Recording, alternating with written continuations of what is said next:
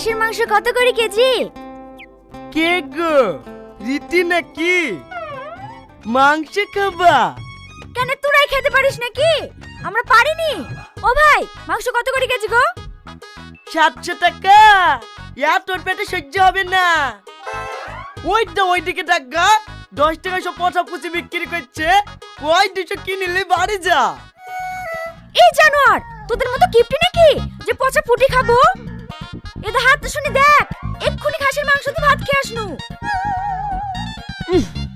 এত শক্তিশালী গ্যাস করছে রে। কি বললি?